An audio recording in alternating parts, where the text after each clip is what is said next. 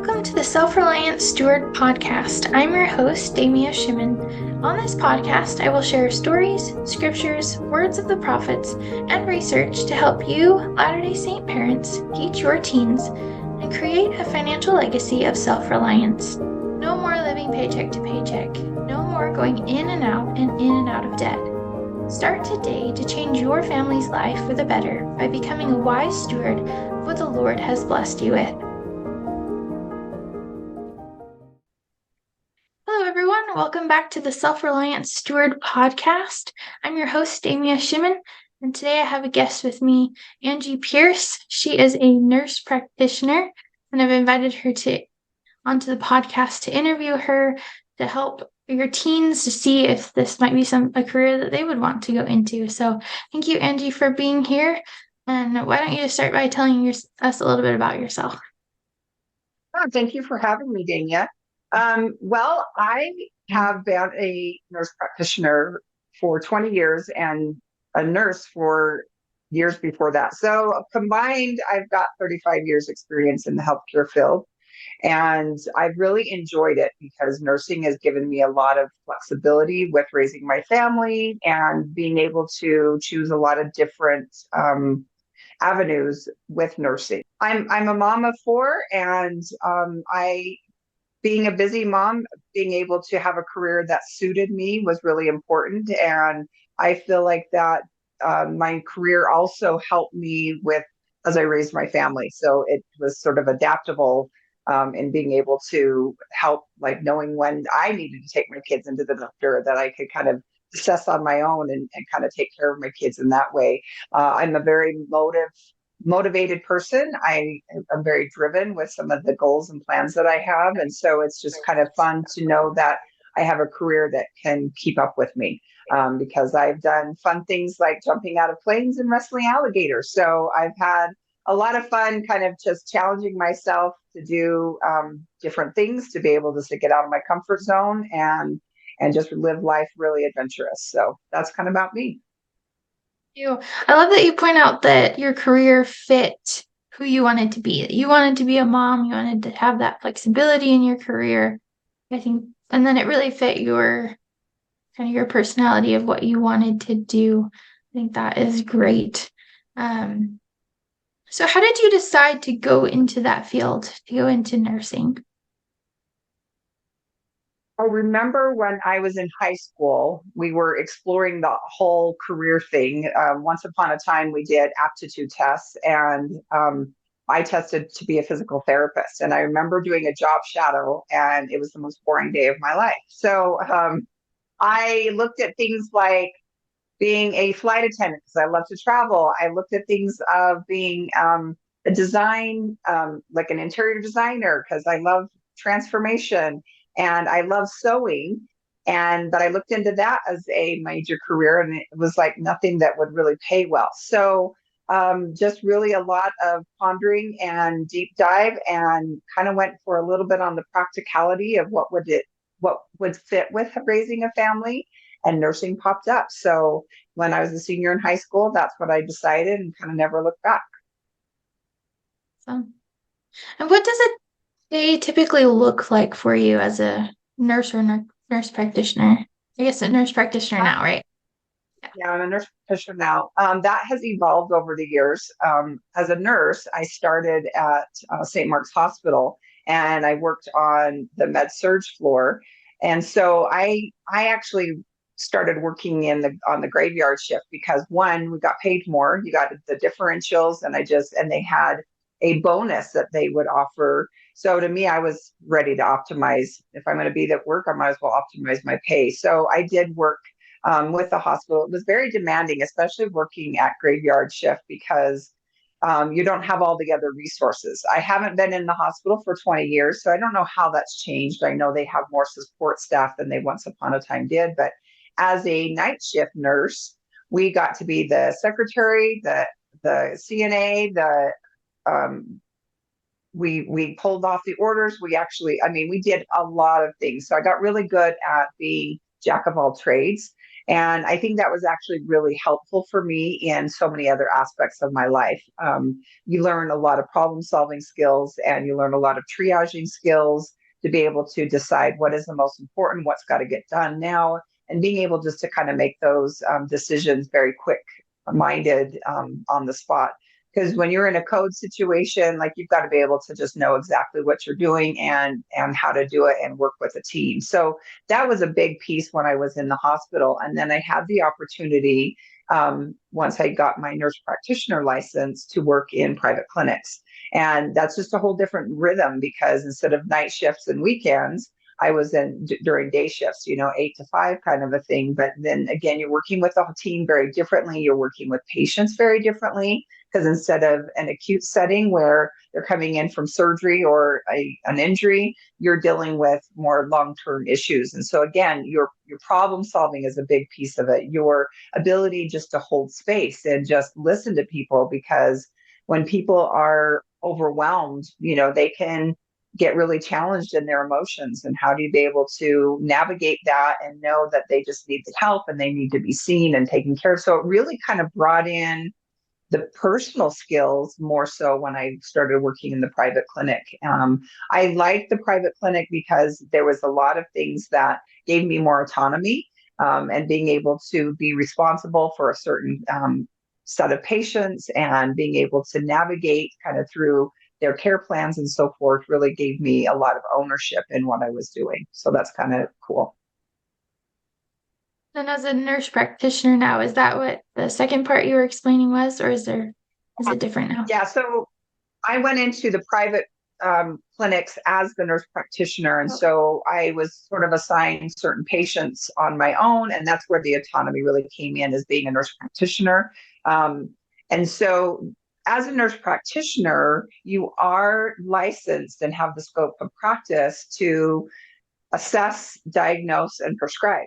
And so that's very different. As nurses, there's actually a lot of responsibility, but diagnosing and prescribing is not part of the nursing scope of this. So as a nurse practitioner, it adds in those different elements of responsibility, as well as sort of what you can do. Like, I currently work with a chiropractor right now. His scope of practice is different from mine. So between the two of us, we can really expand the services we offer, because he can't prescribe the same way I can. So I'm able to do IV therapy. I'm able to do the prescriptions. I'm able to do some of the documents and so forth that his scope of practice doesn't allow him to do. So it's really been a collaborative effort. And that's sort of, I see where more nurse practitioners are being utilized, is being able to offer that scope that expands how you take care of a patient, and being able to work in more fine-tuned areas, because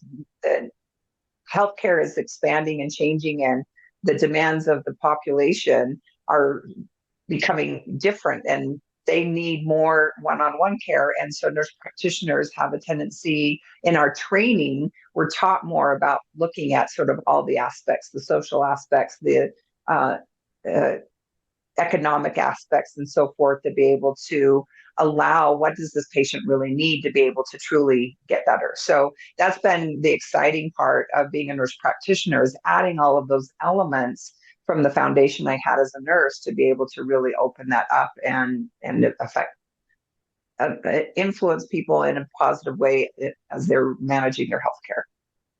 Well, that's awesome. It's really cool that it gives you the flexibility. You can collaborate with other people to expand what you offer. That's really cool. Yeah. And so, what is the salary range for your career? And it probably varies depending on where you live and work and Sure, stuff. sure. State to state does make a difference. Most of the time, if you are working in private practice or in a collaboration as a full-time nurse practitioner, over 100,000 a year is anticipated. Part-time situations would change that. There's a lot more nurse practitioners working independently, running some of these med spas and so forth. So that's where the variability comes in. I've talked to other colleagues, and so sometimes they're contracted of you get a base salary and then a percentage of what you build. So that's sometimes where contracts come in. And so it's just a matter of really, I think, knowing your worth and being able to contract for that, because it's easy to get stuck in sort of a W-2 situation where you're just an employee versus being a collaborative independent contractor. So that's something I kind of learned over the years of being able to know your worth and ask for it and know that your scope of practice is worth being paid for. That's awesome. I love that. I've actually just started learning about that with my own businesses, learning what my value is to keep that in my mind to know then how to price things. So that's really cool. Absolutely. So, what has motivated you to stay in your line of work? I would say the variability that it offers, really, because even in the hospital, I was at the hospital for almost 12 years. I changed different units that I worked in because it just gave me something different to get involved in. So I went from med surge. I was able to learn to be chemo certified. I actually worked a short time on the postpartum floor. And then the last 6 years, I worked in ICU and adding more skills even in that realm, to work with more complicated patients.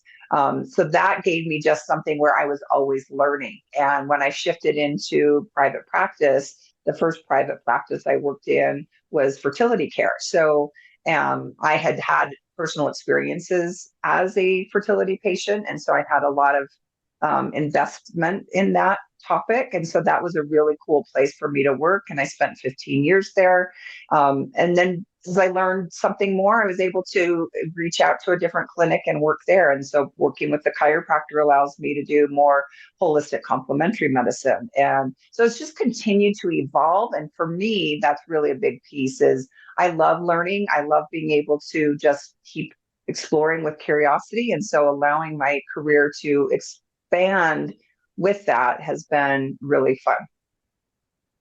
That's awesome. I know a lot of people need variety in their lives, and it sounds like being a nurse or a nurse practitioner can really provide that variety and that continual learning. So that's cool. Absolutely. So, what did your education path look like to become a nurse and then a nurse practitioner? What I did is I started with my bachelor's. I felt like that if I was going to go to school, I wanted just to go all the way. So, but I also recognize, especially in nursing, that practical application was so critical. And so for the bachelor's at the time, I was able to take half of my nursing courses and then I sat for the LPN boards, licensed practical nurse. And I don't even know if that's still available, but I sat for those boards and was able to start getting more clinical experience while I finished my bachelor's program. And then the nurse practitioner training is the master's program. I know that there are more programs encouraging doctorate. So it depends on where you're going to be working, if that doctorate is required. But most clinics that are looking at hiring only just need that master's degree in nursing to be able, and then you sit for the boards on. And so mine's a family nurse practitioner, and they have other specific ones, whether it be mental health versus pediatric or women's health. And so there's some specialties within that then kind of change kind of what area you would work. But master's degree is what I went for. Cool.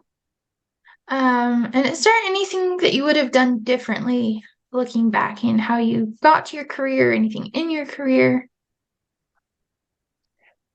I feel like that for me, it worked well. And that's why the clinical experience was a big thing. In fact, when I do talk to anyone that's interested in going into nursing, I say, go get your associates first. Get your associates, start working, get that clinical experience, because good grade, nobody cares about good grades. They want to know, can you help me when I'm bleeding? Can you help me when I'm having a heart attack? They want to know, do you know what's happening? So really getting in that clinical experience is a big impact. And so I feel like that the way I did it with getting my extra nursing degree or license made a big difference for me. It got me in the field and got me going. And that was where I feel like I had the best. So I wouldn't change a lot. I think that it really created the foundation, and each step has kind of built on each other. And as I continued to do things with my career, then they just continue to build. So I don't have any regrets, but I do feel like that as I'm offering advice to those that are interested, get the associates first and get into that clinical experience. And you can always go back and get a master's. And or if you want a master's, there's a lot of programs that kind of blend the bachelor's and master's degree together. And so it's actually sometimes less expensive and less time intensive, but you're already making money and getting some clinical experience that really makes the biggest impact. It's awesome. I love that you share that tip because obviously my podcast is about helping people live a debt-free life. So anything that's faster and saves some time and money is great. Um, is there any advice that you would give anyone in figuring out what the best path for them would be? Because it sounds like you were pretty confident as you were going through your path. Is there anything that you felt helped you be able to figure out what that was as you were going through? That's an excellent question. I really feel like that a lot of people get involved in nursing because they love helping people, and that's a very noble thing. I think being able to know what do you need and what is your passion, like your passion should lead your pathway through life. And that's something that I have probably come onto more later in my life than I really was aware of it. I was able to make a good life out of the choices I made. That being said, having that advice, I think, could really help. So if you absolutely love kids and you want to do nursing, then go for that pediatric or go for that, maybe that well mom, working with moms and babies and so forth. I think that sometimes it doesn't have to be, oh, because I love helping people. Well, maybe you love helping people in art, and maybe nursing may not be your thing. So it's getting really clear about what motivates you, what brings you joy, what is your passion. And honestly, I found that even when we can look back at our little kid self and when we were between 5 and 10, what did we get lost in doing? Like, what was the thing we loved doing the most? And sometimes that's the very answer that tells us if it's art, if it's music, if it's really doctoring up all the dolls and knowing that, yeah, nursing is my true passion, then that's the path to follow. I think sometimes we go for what's convenient or makes money and then we feel stuck and then you're starting over again anyway. So I think being able to really understand what really drives me, what really motivates me, what really lights me up, that should be your leading factor. And sometimes it may require a little more sacrifice and then a little more exploring to what does this look like as a career. However, I feel like that it creates a more abundant life overall with mental health and so forth. So that doesn't really say go for nursing. It does say go for who you are. And when you're following that path, that really makes a difference in how you show up in your career. I love that. That's exactly why I'm doing these interviews is to help people see what their options are and get a little bit of a taste of what would it look like if I did this. And then also giving people other ideas and resources for exploring what is my passion? What do I want to do? So I love that you brought some of those things out to really look and see what is my passion? What am I drawn to? And tailoring what we do to earn money specifically to that. Is there any final advice that you would give any teens who are trying to figure out what they want to do and who are thinking that maybe something in the medical field would be where they want to go?